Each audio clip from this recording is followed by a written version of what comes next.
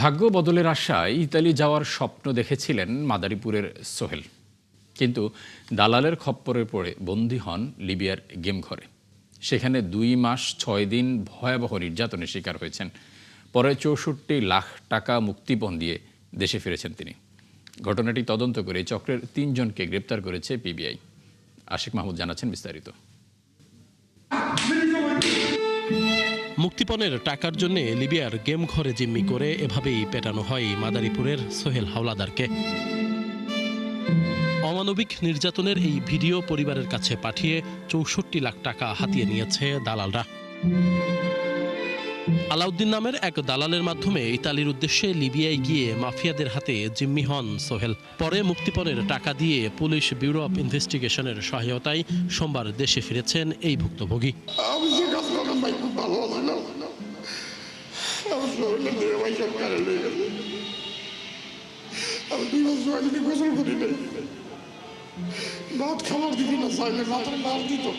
লিবিয়ায় মাফিয়াদের হাতে কি ভয়াবহ নির্যাতনের শিকার হয়েছেন তা বলতে গিয়ে এভাবে কান্নায় ভেঙে পড়েন সোহেল হাওলাদার। ৭১ টেলিভিশনকে জানান, পরিবারকে ভিডিও কলে রেখে দিনে 4 বেলা পেটানো হতো। চাকু দিয়ে শরীরের বিভিন্ন অংশ কেটে ছিটানো হতো মরিচের গোড়া। একসাথে 2টা পাইপ নেয়,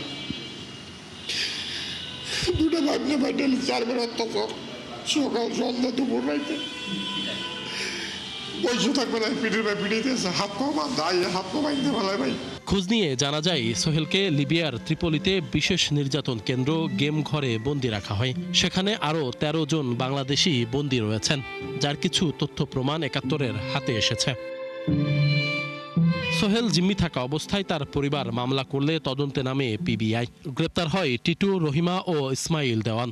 জানা যায় এই চক্রের মূল হোতা ইতালি প্রবাসী রিয়াজুল। এদের একটা বড় অংশ হচ্ছে মাদারীপুরের লোক, কিছু লোক কুমিল্লার, কিছু লোকের সাথে জড়িত আছে যারা হচ্ছে ভৈরব এই অঞ্চলের, এবং আমরা একে একে 49টা ব্যাংক অ্যাকাউন্ট পাই, যে সকল অ্যাকাউন্টগুলো থেকে তারা বিভিন্ন সময় লেনদেন করেছে। এর ভিতরে অ্যাকাউন্ট হোল্ডারের ভিতরে বরগুনার অ্যাকাউন্টও আছে। এরকম বিভিন্ন জায়গার আমরা অ্যাকাউন্টগুলো পাই। চক্রটি দীর্ঘদিন ধরে শতাধিক ব্যক্তিকে লিবিয়ায় পাচারের পর নির্যাতন করে লাখ লাখ টাকা হাতিয়ে নিয়েছে। এই যে যাদের কথা বলছি, রিয়াজুল, টিটু চক্র, তারা 100-র উপরে লোক প্রেরণ করেছে।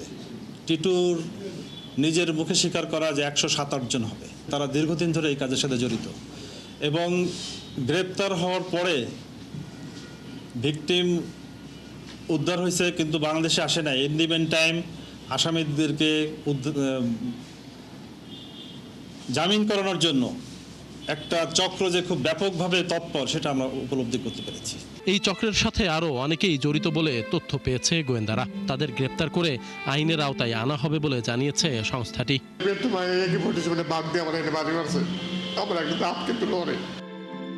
আশিক মাহমুদ, ৭১, ঢাকা।